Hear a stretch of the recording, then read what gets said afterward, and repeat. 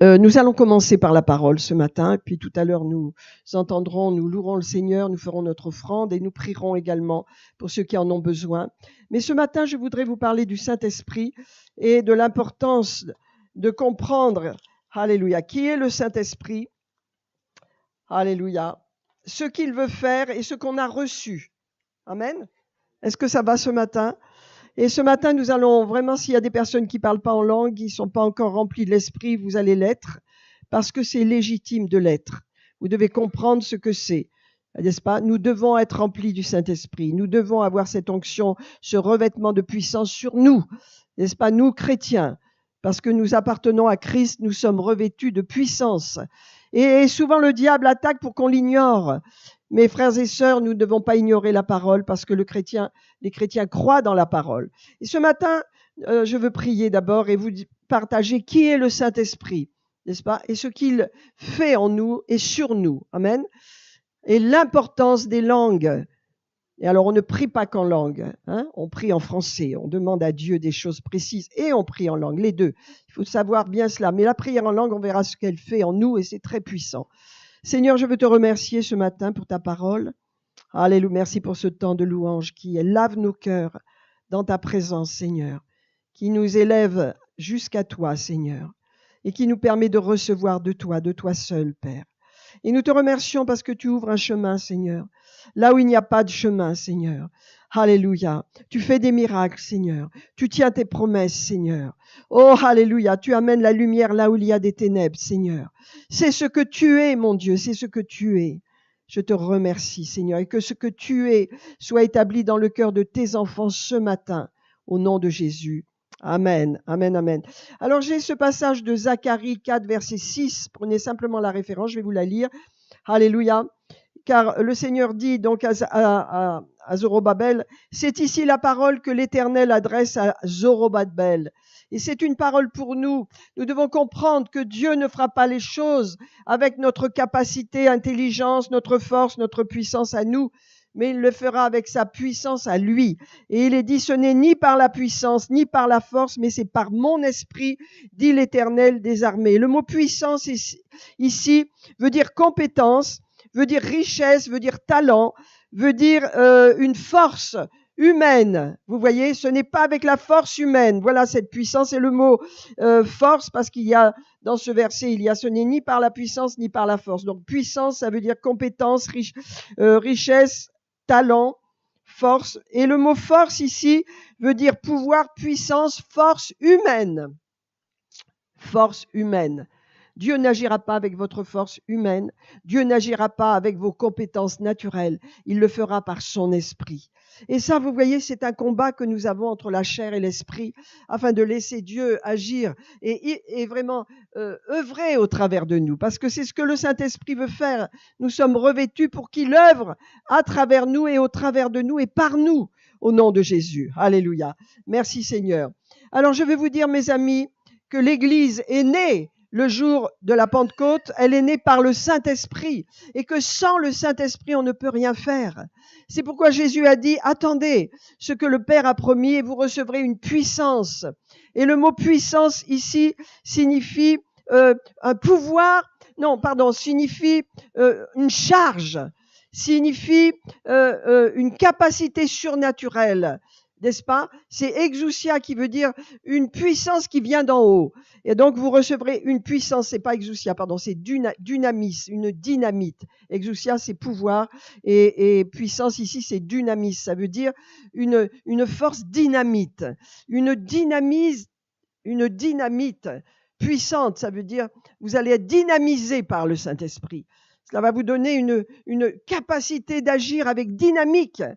Alléluia, ça va vous sortir de vos gonds, sortir de vos capacités naturelles. Et Jésus leur dit, vous recevrez le dynamis, ça veut dire cette puissance dynamique, n'est-ce pas? Celle du Saint-Esprit, et qui va venir sur vous.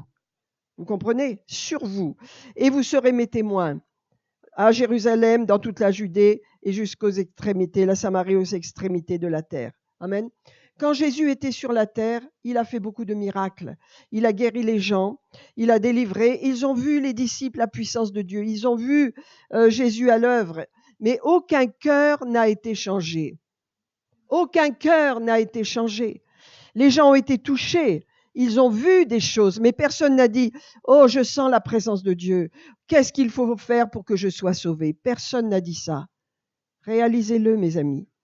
Ils ont senti des choses, comme la femme qui était atteinte de la perte de sang, elle a touché le vêtement de Jésus, elle a senti dans son corps qu'elle était guérie, mais aucun cœur n'a été touché.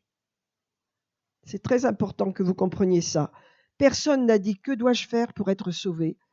Seigneur, Jésus a manifesté l'amour et la puissance de Dieu au travers des guérisons et des miracles, mais le salut, c'était le Saint-Esprit qui devait venir. C'est le Saint-Esprit.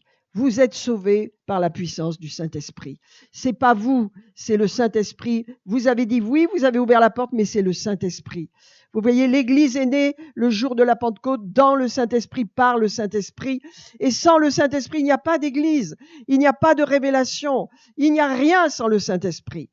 Et vous l'avez, le Saint-Esprit. Si vous avez reçu Christ, vous avez le Saint-Esprit en vous. Et si vous avez reçu Christ, et le Saint-Esprit, une fois qu'il vit en vous, et le Saint-Esprit va vouloir vous donner sa puissance, comme Jésus l'a reçu, et il va venir sur vous. Et il sera avec vous jusque dans la fin des temps, éternellement. Plus jamais il ne vous quittera. Vous êtes scellés, je suis scellé dans le Saint-Esprit. Alléluia. Amen. Donc c'est important le Saint-Esprit, mes amis. Il n'y a qu'un esprit.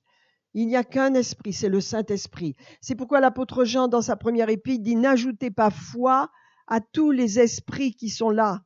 N'ajoutez pas foi à n'importe quel esprit. Ne croyez pas à n'importe quel esprit, mais discernez d'où viennent ces esprits, car il y a beaucoup de faux prophètes qui sont venus dans le monde aujourd'hui. Il y a beaucoup de contrefaçons. Il y a beaucoup d'autres esprits qui passent par une autre porte que celle de Jésus. » Amen. C'est pourquoi le Saint-Esprit honore et élève Jésus-Christ. Amen. Et lorsque vous êtes passé par cette porte qu'est Jésus-Christ, le Saint-Esprit va continuer de vous éclairer et de détruire vos ténèbres, si vous en avez, pour que vous marchiez dans la lumière. Alléluia. Je vais vous parler un instant des disciples pour que vous compreniez bien ce qui s'est passé tandis qu'ils suivaient Jésus. Jésus était oint du Saint-Esprit. Vous vous rappelez, n'est-ce pas, le jour où il a été baptisé, eh bien, il est passé dans l'eau et les Jean-Baptiste disaient « Mais non, je ne veux pas te baptiser, c'est toi, c'est moi qui ai besoin d'être baptisé par toi. » Et Jésus a dit « Je veux montrer un exemple, je veux m'identifier aux pécheurs. » Le Saint-Esprit ne vient que sur des pécheurs, mes amis sauvés par grâce. Le Saint-Esprit ne vient pas sur les propres justes. Le Saint-Esprit vient sur les pécheurs qui se sont repentis comme nous tous qui étions pécheurs. Vous voyez, c'est pourquoi le Saint-Esprit vient. Et Jésus, par le baptême, s'est identifié, le baptême d'eau, identifié aux pécheurs. Il n'était pas pécheur, mais il s'est identifié à nous. Tout son chemin sur la terre a été un chemin pour nous montrer la voie, afin que lorsqu'il serait reparti, eh bien nous pourrions agir comme il a fait par le Saint-Esprit. Amen. Alléluia. Alors, vous voyez, je voudrais vous parler donc un petit peu des disciples pour que vous compreniez. Premièrement, ils ont vu purifier les lépreux. Jésus purifiait les lépreux. Vous vous rappelez, dans Luc, le lépreux vient et se jette à ses genoux et il dit « Seigneur, si tu le veux, tu peux me rendre pur. » Et Jésus le touche. Il n'a pas peur, il est rempli de lèpre. Vous voyez ce que c'est la lèpre, les plaies, etc. Je vous en ai déjà parlé. Il le touche et il lui dit « Je le veux, sois pur. » Et cet homme, tout à coup, eh bien, son corps redevient sain. Les plaies disparaissent, se cicatrisent et en quelques instants peut-être, eh bien, tout son corps redevient pur. Jésus a manifesté sa puissance et sa gloire devant ses disciples, mais ils ont toujours douté. Ils se sont toujours étonnés. Qui est donc celui-ci pour qu'il fasse de grandes choses? Qu'est-ce qu'il est? Qu'est-ce qu'il fait? Vous voyez, la femme qui était malade d'une perte de sang, quand elle touche son vêtement, tous ses disciples autour de Jésus, le Seigneur dit à ses disciples, « Oh, une force est sortie de moi. Qui m'a touché? Oh Seigneur, tu dis ça, mais tout le monde te touche, tout le monde te touche. » Ils n'ont aucun discernement que Jésus a senti quelque chose, une puissance de foi qui étaient en train de le toucher. Donc les disciples sont toujours de côté. Ils ne comprennent pas qui est Jésus. Ils ne comprennent pas ce qu'il fait. Ils ne comprennent pas les choses, mais leur cœur veut le suivre. Vous voyez, ils le désirent, ils désirent le suivre, mais ils ne comprennent pas. Pensez à Pierre, Jacques et Jean. Pierre, Jacques et Jean, le Seigneur les prend à part et ils montent sur la montagne de la transfiguration et devant leurs yeux, il est transfiguré. Son visage devient brillant, puissant comme le soleil. Ses vêtements resplendissent d'une blancheur qu'on ne peut pas trouver ici, n'est-ce pas, sur la terre. C'est extraordinaire. Il y a un mouvement de résurrection puissante, donc de transformation de Jésus devant leurs yeux. Et puis voilà qu'Élie et Moïse arrivent.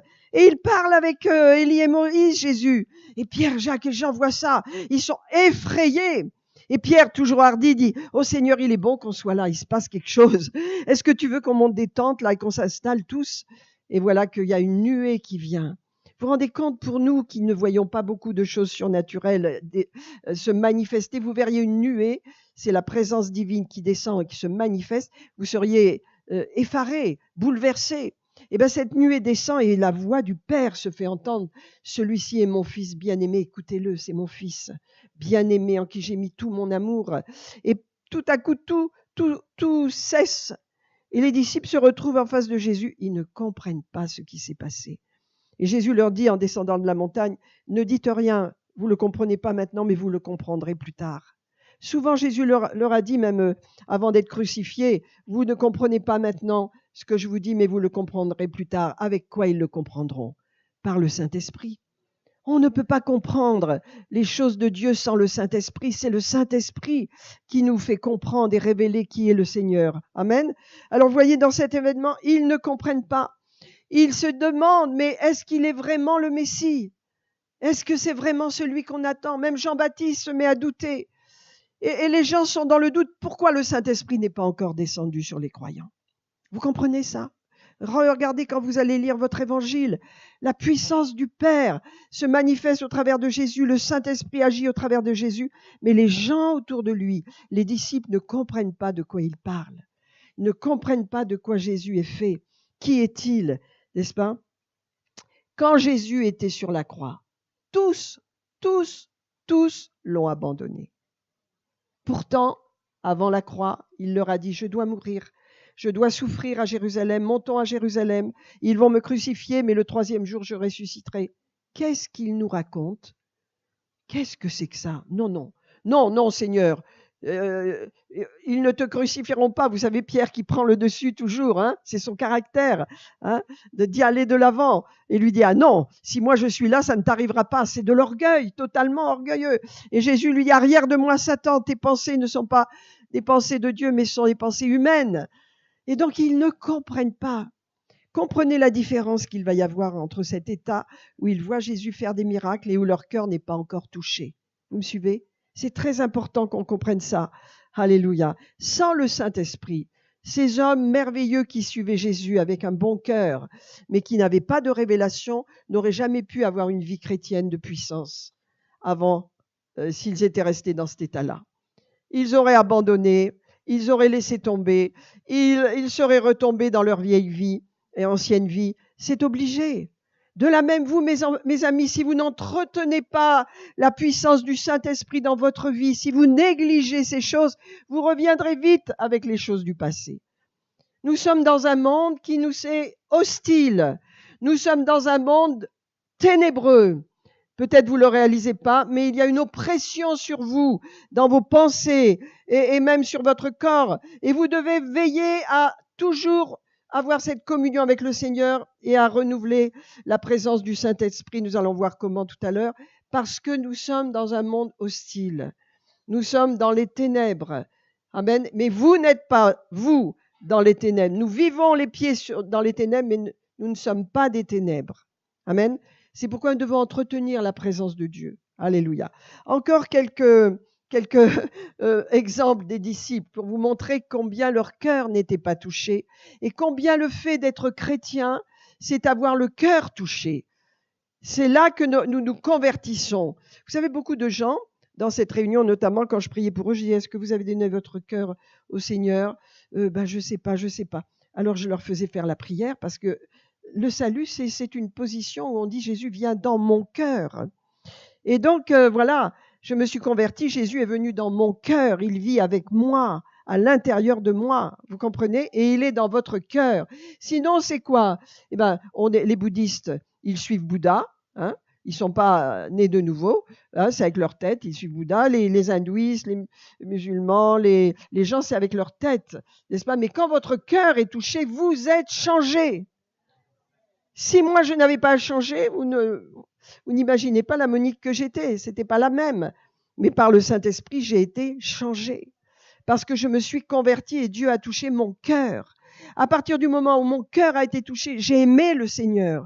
Alors que je haïssais les choses de Dieu, j'étais contre, réfractaire, je voulais pas qu'on m'en parle. J'ai aimé Dieu, j'ai aimé son Église, les croyants, j'ai aimé la Bible, j'ai aimé la parole de Dieu, j'ai aimé tout ce que Dieu aime. C'est par le Saint-Esprit. Amen. Donc, vous voyez ces disciples, regardez Pierre.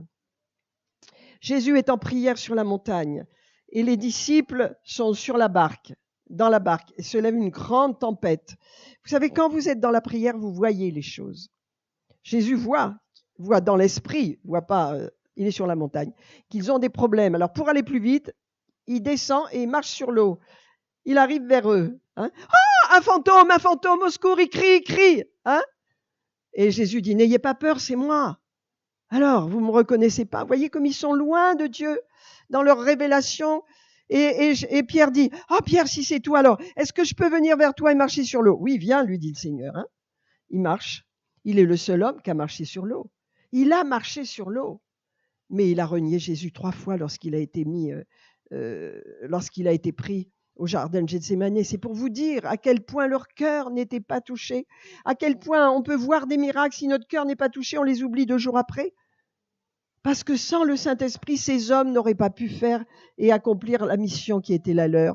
De même, nous, mes amis, vous avez besoin de naître de nouveau, vous avez besoin d'avoir votre cœur changé.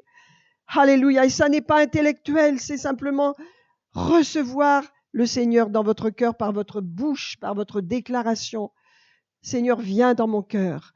Pardonne mes péchés. Je crois que tu m'as pardonné à la croix du calvaire. Je crois que mes péchés sont pardonnés. Je te reçois, Seigneur. Et je te demande pardon parce qu'il faut de la repentance. Pardon pour tous mes péchés, Seigneur. Et merci parce que tu me donnes la vie nouvelle. C'est la première étape. Et voyez les disciples dans quel état ils étaient, n'est-ce pas? À la mort et à la résurrection, ils n'ont rien compris. À la mort de Jésus. Ils ont cru que tout était fini. Ils sont retournés à leur ancienne vie. Ils se sont enfermés dans la chambre haute. Ils avaient peur. Mais le 3e jour, Jésus est entré dans la chambre haute en passant par les murs parce qu'il avait un corps surnaturel maintenant. La mort avait été vaincue. C'est de même pour nous. Nous aurons ce corps-là. Ils passent vers les murs et ils ont peur. Et Jésus leur dit, mais pourquoi avez-vous douté? Je vous ai tout annoncé, je vous ai tout expliqué. Mais ils n'ont pas le Saint-Esprit. Ils n'ont pas la révélation. Ils sont fragilisés. Comme nous, avant de connaître Christ, nous étions à tout vent de doctrines et de pensées philosophiques, d'athéisme, de mauvaises choses ou de religion. Mais quand le Seigneur a touché notre cœur, nous avons vu Jésus, l'amour de Dieu, Jésus. Le Saint-Esprit est venu et nous avons commencé notre marche glorieuse. Alléluia. Amen. Alléluia. C'est pourquoi je vais vous dire, sans le Saint-Esprit, il n'y a pas de possibilité de vivre une vie chrétienne sans le Saint-Esprit. C'est pourquoi Jésus a dit, la chair et le sang n'hériteront pas le royaume de Dieu. On n'entre pas dans le royaume de Dieu avec nos bonnes pensées, avec notre bonne façon de faire, nos bonnes œuvres, nos bons actes, notre bonne éducation, notre bonne capacité intellectuelle. Non, non, non, ça, on n'entre pas là-dedans. Le royaume de Dieu, on entre par l'Esprit. On entre par l'Esprit. Amen. Alors, je voudrais vous montrer un passage dans l'Écriture. On va prendre Jean, si je retrouve l'Écriture, c'est dans Jean 20, je crois.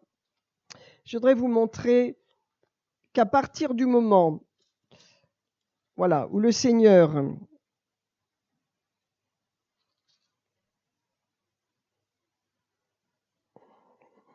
voilà, Jean 20, vous l'avez, au verset, on va prendre verset 19. Le soir de ce jour où Jésus est ressuscité, le dimanche, donc, le soir du dimanche, c'était le premier jour de la semaine, les portes du lieu où se trouvaient les disciples étaient fermées, vous voyez, à cause de la crainte qu'ils avaient des Juifs. Et Jésus vint, se présentant au milieu d'eux, et leur dit, la paix soit avec vous. Et quand il eut dit cela, il leur montra ses mains et son côté, parce qu'il savait qu'ils ne croyaient pas. Et donc, les disciples furent dans la joie en voyant le Seigneur. Mais il leur dit que la paix, vous savez, la paix, très précieuse, la paix que Dieu donne, que la paix soit avec vous. Et comme le Père m'a envoyé, moi aussi je vous envoie. Après ces paroles, vous voyez, il souffla sur eux et il leur dit, recevez le Saint-Esprit. À ce moment-là, plus jamais les disciples vont douter. À ce moment-là, le Saint-Esprit va venir en eux. Jésus a rétabli le souffle divin qu'il y avait à la création et le Saint-Esprit est venu redonner vie à leur esprit. Je voudrais que vous fassiez bien la différence entre les disciples qui suivent Jésus. Heureusement, ils suivent Jésus, mais qui ne comprennent pas les choses, et les disciples qui vont être transformés, nés de nouveau, n'est-ce pas, par le souffle de Jésus, par le souffle de Dieu. Et c'est ce que nous avons reçu et qui, à partir de ce moment-là, vont totalement suivre le Seigneur. Ils vont suivre ses commandements. Ils vont faire exactement ce qu'il leur dit de faire. Ils vont se retrouver à la chambre haute. Pierre de lui-même, par l'Esprit, va se lever. Il va mettre de l'ordre dans l'organisation des disciples. Et il va rétablir les 12 témoins de la résurrection. Et ils vont attendre dans la prière avec Marie et avec les frères et sœurs de Jésus. Ils vont se tenir là, parce que le Saint-Esprit est entré dans leur cœur. Et je voudrais, avant de vous parler de la puissance du Saint-Esprit, je voudrais vous dire, mes amis, que la conversion, quand une âme se convertit, quand une personne se convertit, c'est le plus grand miracle qui soit sur la terre. La conversion. Quand je me suis converti, quand vous vous êtes converti, rappelez-vous de cela. Ne perdez pas ce souvenir de votre premier amour. Quand vous vous êtes converti, c'est le plus grand miracle qui se soit. C'est pourquoi Jésus est mort. C'est pourquoi il est ressuscité, pour pouvoir avoir accès à l'être humain qui était tellement rebelle et pécheur. Et par sa mort et sa résurrection, eh bien, il a pu libérer le Saint-Esprit qui a accès à nos cœurs maintenant. Et nous sommes devenus ses enfants parce que le Saint-Esprit est de nouveau venu résider dans notre esprit. Amen. Est-ce que vous croyez en la Trinité? Père, Fils et Saint-Esprit. Bien sûr, on le voit beaucoup dans l'Écriture. Hein. Le moment du baptême de Jésus, hein, vous avez Jésus qui est dans l'eau, et vous avez le Saint-Esprit qui descend sur lui en forme de baptême, et la voix du Père qui dit « Celui-ci est mon Fils bien-aimé ». Hein. Nous croyons dans la Trinité. La Trinité, c'est comme votre corps. Hein. Dieu le Père, Dieu le Fils et Dieu le Saint-Esprit. Ils sont Dieu, ils sont des personnes divines parce qu'ils ont des personnalités, ils ont une âme. Les anges n'ont pas d'âme. Les anges ne peuvent pas se repentir. Ils ne peuvent pas ressentir ce que nous ressentons. Les anges sont des esprits envoyés pour servir ceux qui héritent du salut. Ils sont à votre service. Mais ils n'ont pas d'âme, ils ne ressentent pas ce que nous ressentons. Mais Dieu a une âme, il a un corps, c'est une personne divine. Le Saint-Esprit est une personne, c'est pas une énergie, c'est une personne divine. C'est pourquoi nous devons l'honorer, le respecter et comprendre son action sur nous, n'est-ce pas? Parce que nous sommes faits comme Dieu l'a dit, en 3 parties, esprit, âme et corps. Nous sommes esprit, nous avons une âme et nous vivons dans un corps. Notre corps ira dans la poussière, mais notre esprit et notre âme, c'est notre personnalité, resteront unis et iront vers le Seigneur jusqu'à la résurrection des corps. Est-ce que vous me suivez? Nous avons un corps spirituel et un corps naturel. Lorsque nous partons dans la présence du Dieu, c'est avec notre corps spirituel, n'est-ce pas? Avec notre âme et notre esprit, mais notre corps est spirituel. Et lorsque la résurrection viendra, comme Jésus, nous aurons un corps spirituel également, mais ressuscité. Donc ça, c'est la nouvelle naissance, c'est glorieux. Amen. C'est glorieux. Et nous devons comprendre, et c'est pas compliqué de comprendre la Trinité. Beaucoup ne la comprennent pas, ils pensent que c'est compliqué, mais c'est pas compliqué, il y a qu'à lire la Bible, vous verrez les personnes de Dieu, Dieu le Père, Dieu le Fils, Dieu le Saint-Esprit, n'est-ce pas? Ils sont des personnes divines, ils sont omniscients, omniprésents, omnipotents, ils n'ont pas de commencement, pas de fin, c'est Dieu. On ne peut pas comprendre Dieu. On peut le connaître qu'à travers la parole de Dieu, ce que Dieu dit. Et nous savons qu'ils ont des pères. On peut attrister le Saint-Esprit. Si vous attristez le Saint-Esprit, c'est qu'il a une âme. On peut, oui, il y a attrister, il y a aussi, on peut, oui, comment dire, il y a un autre terme qui fait qu'on peut vraiment rejeter le Saint-Esprit et ça l'affecte beaucoup. Le Saint-Esprit a des émotions, n'est-ce pas? Dieu le Père a des émotions, Dieu le Fils Jésus a des émotions parce ce sont des personnes. Nous sommes des personnes. Nous-mêmes, nous avons nos émotions, notre volonté, notre caractère, n'est-ce pas? Qu'est-ce que c'est qui qualifie une personne? C'est sa capacité à décider, votre volonté, vos émotions, votre intelligence, votre capacité à réfléchir. C'est ce qui fait que vous êtes une personne humaine. Vous avez dans votre âme ceci, et vous êtes esprit, n'est-ce pas? Eh bien, Dieu le Père, Dieu le Fils et Dieu le Saint-Esprit, ils ont également une capacité intellectuelle énorme, hein, puisqu'ils savent tout, ils connaissent tout, ils sont omniscients, omniprésents, omnipotents, mais ils ont aussi des émotions. Ils se réjouissent ou ils sont attristés. Il paraît qu'il y a beaucoup de joie dans le ciel quand un seul pécheur se repent. Et Dieu le Père, Dieu le Fils et Dieu le Saint-Esprit se réjouissent. Il y a de la joie, il y a de la tristesse quand on abandonne Dieu. Il y a beaucoup de tristesse de la part du Seigneur quand on le rejette et toutes ces choses. Vous lirez dans votre Bible, il y a Dieu le Père et Dieu le Fils et Dieu le Saint-Esprit sont des personnes divines. Et Dieu nous a fait à son image et nous-mêmes, nous sommes faits en 3 parties. Et vous devez comprendre qui vous êtes. Vous avez un esprit, votre esprit doit être éveillé aux choses de Dieu. Si vous êtes né de nouveau, vous vivez avec votre âme, c'est votre personnalité et vous avez un corps. Amen. Alors, on a vu tout cela, à quel point les disciples étaient perdus et ils ont reçu. Et à partir de ce moment-là, regardez ce qu'il est dit. Ceux à qui vous pardonnerez les péchés, il leur sera pardonné, et ceux à qui vous les retiendrez, ils seront retenus. Ça veut dire qu'il donne autorité. Quand vous êtes né de nouveau, tout de suite, vous avez autorité. Autorité sur les ténèbres, autorité dans le monde spirituel, dès que vous êtes né de nouveau. Amen. Alléluia. Alors, ils vont attendre, vous savez, ils vont attendre, et ils vont être, au départ, ils sont plus de 500, à la fin, ils sont plus que 120. Hein. Mais ils ont attendu. Pierre s'est levé, a fait ce que le Saint-Esprit lui montrait, et le Saint-Esprit est descendu le jour de la Pentecôte. Amen. On va voir cela, vous le savez, on va prendre acte 2.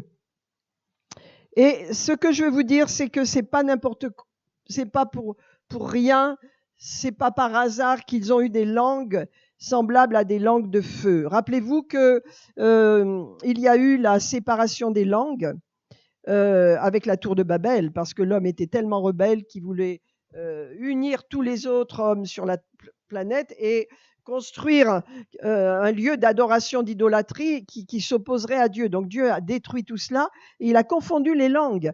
Alors il y a 3 langues, 3 langues dans le monde, 3 sortes de langues. La Bible nous le dit. Moi, je vous parle de la Bible. Premièrement, il y a les langues humaines, l'anglais, le français, le chinois, différentes langues d'Afrique, de l'Inde, etc. Ce sont des langues humaines. Hein. Ensuite, il y a la langue des anges. Les anges ont un langage particulier. Et ensuite, il y a les langues inconnues, celles que le Seigneur a libérées à la Pentecôte. Et celles que Dieu veut que nous ayons en nous et que nous parlions sont des langues inconnues. Qui parle en langue ici? Wow, gloire à Dieu. Gloire à Dieu. Donc, on va le lire quand même, hein, bien que vous le sachiez, mais c'est toujours bon. Le jour de la Pentecôte, pas au moment précis. Hein, ils étaient tous ensemble, unité. Dieu œuvre dans l'unité. Il est en train de bâtir quelque chose en France dans l'unité des chrétiens. On est surpris, étonné, mais il le fait. Amen. Et parce qu'il va faire quelque chose de grand et de puissant en France. Partout, il va faire dans nos mouvements, dans les mouvements charismatiques, dans les églises endormies. Il va les réveiller. Il va booster son peuple parce que son retour approche. Il va toucher les dénominations. Il va faire des choses tellement grandes. Et il va utiliser ces enfants qui n'ont pas d'a priori contre les uns, contre les autres. Parce que sans l'unité, on ne peut pas œuvrer. Vous comprenez? Parce que l'amour de Dieu vient sur les gens. Et si on a un a priori, un jugement, hein, je lisais Romains ce matin, ne jugez pas, afin que vous ne soyez pas jugés, ou non, c'était dans Romains, mais c'était sur le jugement. On ne peut pas se juger les uns les autres. Il n'y a qu'un seul qui est juge, c'est Dieu. Vous voyez? Donc le jugement bloque, arrête l'onction de Dieu. C'est à Dieu seul de juger. Et quand nous sommes disponibles comme cela, eh ben, il nous envoie à droite, à gauche, et on est toujours surpris et émerveillé par ce qu'il fait. Amen. Parce que je vais vous dire, les gens, quand ils cherchent Dieu et quand ils veulent Dieu, ils sont comme des petits-enfants.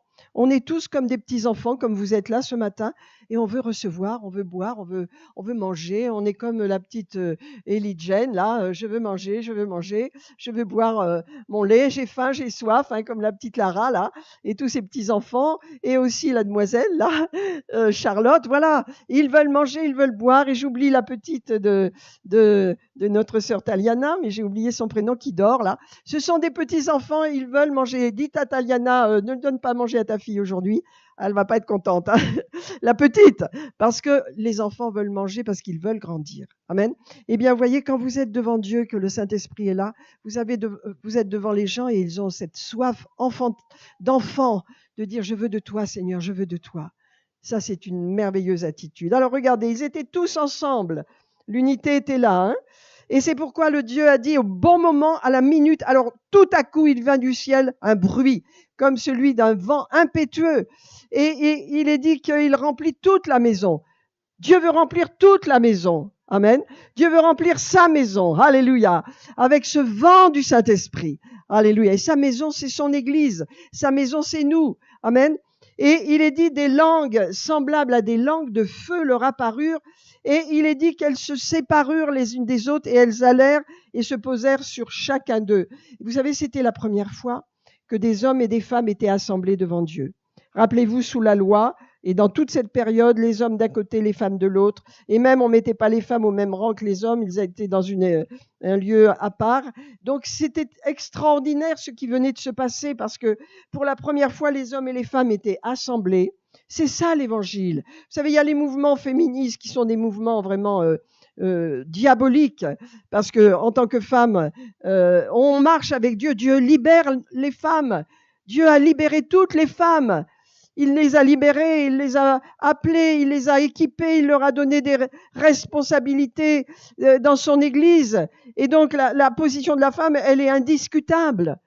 Et donc les mouvements féministes sont à côté de la plaque parce que ils ne voient pas ce que nous avons. Et ils sont en alliance avec Satan de façon à corrompre l'humanité. Mais donc, pour la première fois, le Saint-Esprit est tombé sur chacun et chacune.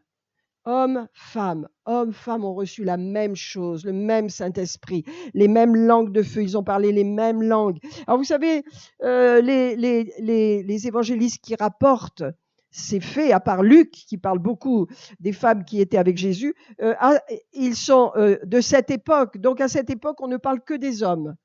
Mais je peux vous dire que les femmes avaient la puissance de Dieu, l'onction de Dieu. D'abord, vous avez qu'à lire Romains 16 et vous verrez le ministère des femmes apostoliques, pasteurs, évangéliques. Vous les voyez partout. Et l'apôtre Paul, dans Romains 16, les congratule, les félicite.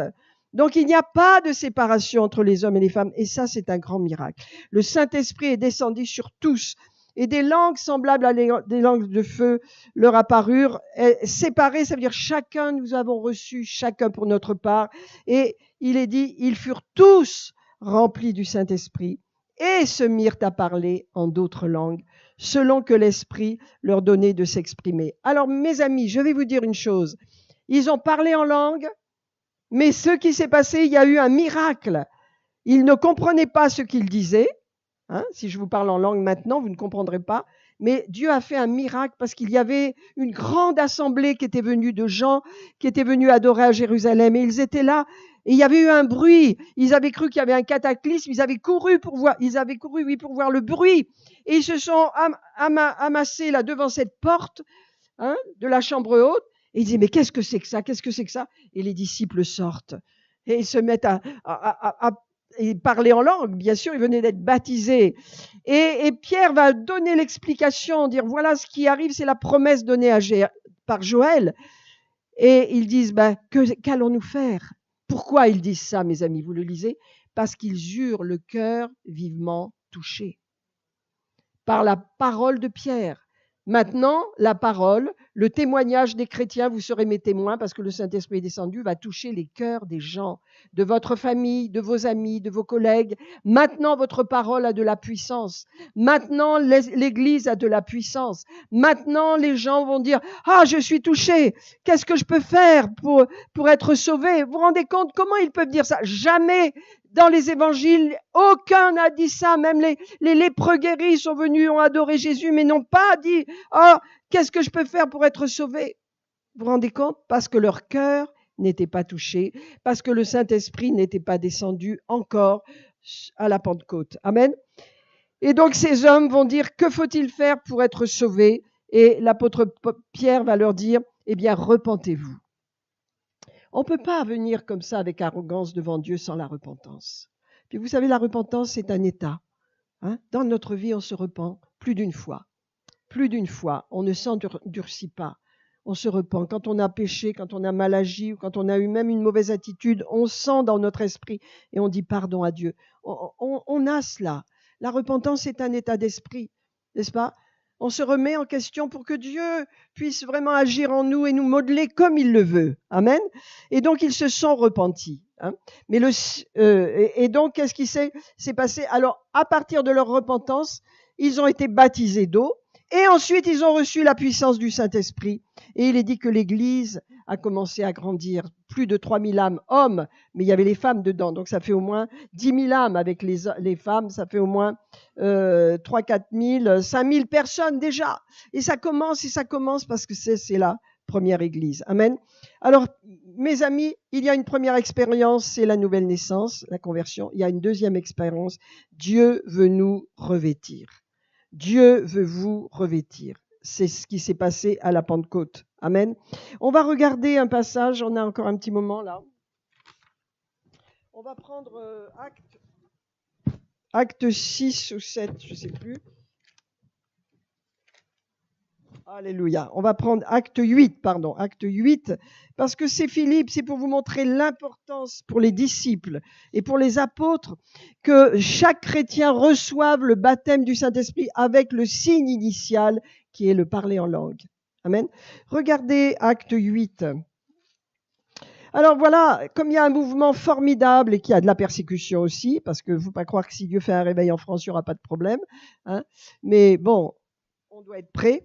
Alors, acte 8, vous avez une persécution qui vient sur l'Église. Et donc, les apôtres restent pour garder l'Église, restent en place à Jérusalem. Mais beaucoup de disciples se sentent appelés à partir évangéliser.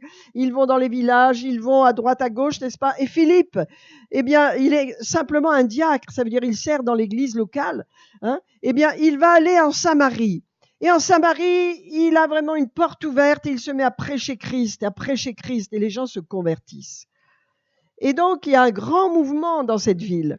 Il y a des miracles, il y a des guérisons, il y a des délivrances, les gens brûlent leurs livres magiques, ils brûlent tout ce qui est maléfique, ça coûte beaucoup d'argent, mais ils jettent tout parce qu'ils ont une vraie repentance. Ils cessent, vraiment tournent vers Dieu. Mais les apôtres à Jérusalem apprennent que la Samarie a reçu la parole de Dieu. Et ils se disent, ah oui, mais ils ont reçu la parole de Dieu, mais ils n'ont pas été baptisés du Saint-Esprit. Alors ils viennent en Samarie, vous voyez, et regardez avec moi. Alléluia, acte 8. Donc Philippe a fait les miracles. On va continuer un petit peu plus loin. Il a prêché Christ. Les apôtres, verset 14, vous avez, acte 8, verset 14. Ils étaient à Jérusalem, bien sûr. Ils ont appris que la Samarie avait reçu la parole de Dieu, donc ils envoyèrent Pierre et Jean. Et lorsqu'ils sont arrivés en Samarie, eh bien, ils ont prié pour tous ces gens afin quoi? Qu'ils reçussent le Saint-Esprit, le baptême, qu'ils soient revêtus de puissance. Vous voyez? Ça suffit pas de croire en Jésus. Il faut être revêtu de puissance. Le baptême du Saint-Esprit, c'est l'autorisation légale de Dieu d'imposer les mains aux malades, de chasser les démons, de parler de nouvelles langues. C'est une autorisation légale. On n'a pas besoin de dire, Seigneur, est-ce que tu veux que? Non, c'est légal. Dieu vous dit, je vous l'ai donné. Avec le baptême du Saint-Esprit, vous l'avez reçu, vous avez mon autorisation. Amen. Alors regardez, alors qu'ils reçoivent le Saint-Esprit, car ils n'étaient pas encore descendus en revêtement de puissance. Vous voyez, ils n'étaient pas encore descendus aucun d'eux. Ils avaient seulement été baptisés au nom du Seigneur Jésus. Ils avaient cru et ils avaient été baptisés d'eau. Hein. Donc si vous n'êtes pas baptisé d'eau, dès que vous croyez, il faut être baptisé d'eau, il ne faut pas attendre 107 ans. On fera un service de baptême pour ceux qui le veulent, vous le direz peut-être à Tessa puisqu'elle est là et que Karine était occupée aujourd'hui. Donc vous direz, moi je vais me faire baptiser. Faites-vous baptiser d'eau, on fera un service de baptême. On doit être baptisé dès qu'on croit. On n'a pas besoin d'attendre là, n'est-ce pas? Vous croyez, vous êtes baptisés. C'est une position très forte. Là, ils ont tout de suite été baptisés. Alors Pierre et Jean, après leur baptême, leur imposèrent les mains et ils ont reçu le Saint-Esprit. Et donc, vous voyez, comment est-ce que Simon, le magicien, a pu dire, moi je veux ça, parce qu'il a vu que le Saint-Esprit avait été donné par l'imposition des mains. Qu'est-ce qu'il a vu? Il a vu qu'ils parlaient en langue.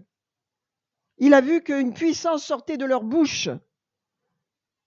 Parce que quand vous imposez les mains aux gens, et s'il ne se passe rien, eh ben, on ne peut pas voir. Mais s'il se passe quelque chose, qu'ils commencent à parler en langue, vous voyez qu'ils ont eu une imposition des mains avec le baptême du Saint-Esprit, qu'ils ont parlé en langue.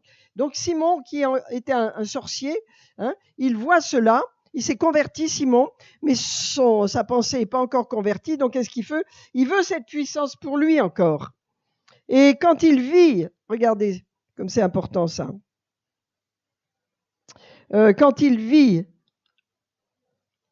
que le Saint-Esprit était donné par l'imposition des mains des apôtres, il leur offre de l'argent. Je veux ça, je veux que les gens parlent en langue, moi aussi.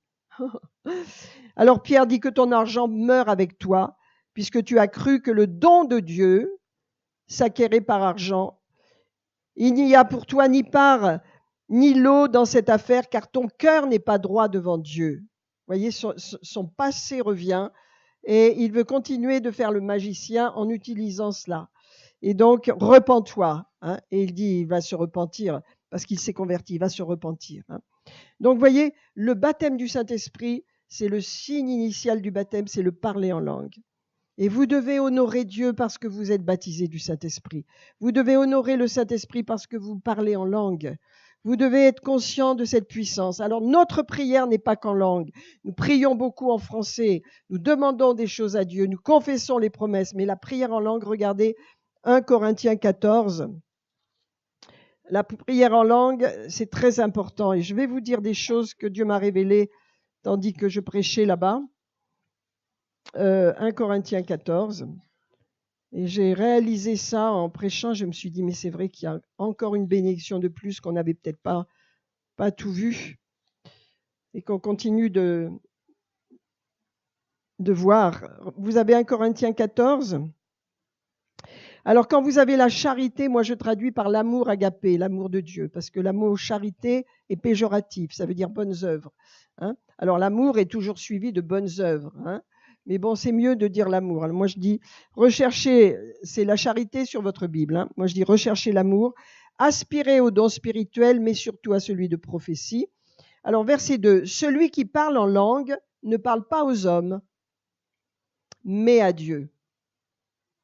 Ah, quand vous parlez en langue, vous ne parlez pas ni à vous, ni à votre voisin, ni à votre mari, ni à votre femme, à vos enfants, vous parlez à Dieu.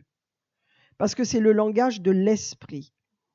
Et il dit, regardez, vous parlez à Dieu, car personne ne vous comprend, mais c'est en esprit qu'on dit des mystères. Pourquoi il faut parler en langue et que c'est très important? On va le voir pour plusieurs causes. Hein, il y en a plusieurs, mais je vais en donner 2 là seulement. Premièrement, quand je parle en langue, les mystères de Dieu vont m'être révélés. Ça veut dire il y a des choses que Dieu veut me donner que je ne connais pas, que Dieu connaît. Lui, il connaît tout, il sait tout, hein, mais moi, je ne connais pas. Alors, quand je parle en langue, eh bien, les mystères cachés qui sont en Dieu vont venir en moi parce que Dieu me donne ces mystères dans le parler en langue. Et ils vont m'être révélés dans le conscient. Vous me suivez là? C'est en esprit qu'il dit des mystères. C'est en esprit qu'on dit des mystères. Alléluia. On dit des mystères. Et les mystères, mes amis, eh bien, c'est des choses qu'on ne sait pas. C'est des choses qu'on ne connaît pas. mais que l'on ne peut connaître que par le Saint-Esprit. Amen. Qui vont nous être révélés, soit sur notre vie, soit sur les problèmes qu'on rencontre, soit sur les finances, soit sur la personne même de Jésus, soit sur nous-mêmes. Des mystères dont on n'est pas conscient vont nous être révélés quand nous avons une vie spirituelle et que nous parlons en langue. Or, parler en langue, c'est vrai, c'est dans notre vie personnelle. Hein.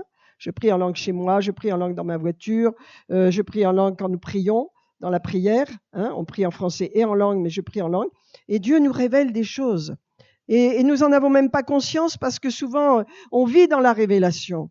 Hein. Donc, on ne réalise pas à quel point nous avons des révélations quand nous parlons en langue, à quel point notre esprit est ouvert et à quel point nous pouvons connaître les choses de Dieu. Je voudrais vous lire quelques passages de versets bibliques là, que j'ai mis de côté. Je les ai là. Attendez juste une minute. Voilà, pour bien vous comprendre qu'on ne peut pas connaître les choses de Dieu avec notre esprit humain, mais c'est par le Saint-Esprit qu'on peut connaître les choses de Dieu.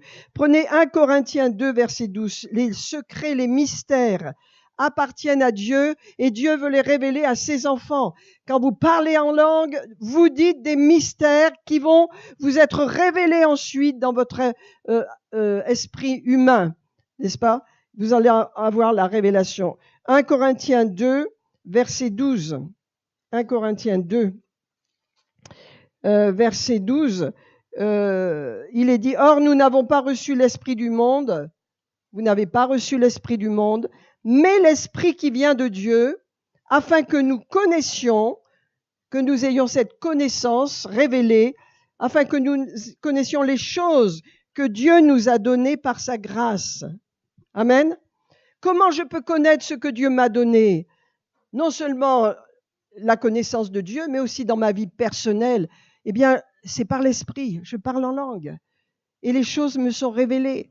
Le Seigneur veut que j'habite à Bellerive maintenant. Cela m'est révélé avec Bernard. Ça nous est révélé. Hein, que nous avons encore des choses à faire importantes dans cette région. Ça nous est révélé parce qu'on parle dans l'esprit, n'est-ce pas?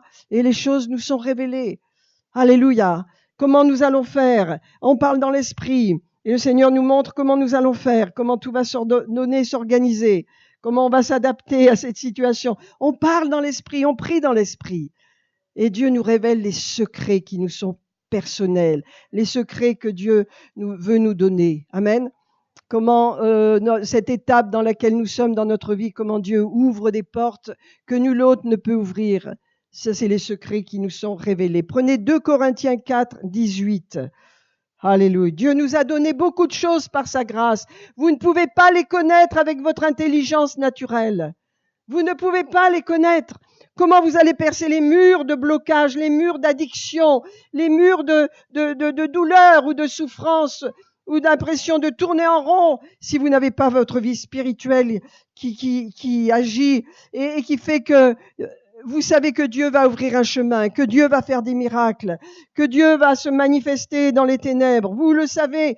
Donc la prière en langue est en train de préparer les choses secrètes que Dieu connaît, mais vous non. Et il va vous les révéler. Alléluia, par l'Esprit. Rappelez-vous de 1 Corinthiens 2, là. Alléluia. Lequel des hommes connaît les choses de l'homme, si ce n'est l'Esprit de l'homme? Mais de même, personne ne connaît les choses de Dieu. Personne, si ce n'est l'Esprit de Dieu qui est en vous. Alléluia. Et maintenant, regardez 2 Corinthiens 4. Oh Seigneur, merci pour les dons des langues. Merci. 2 Corinthiens 4, 18. Alléluia.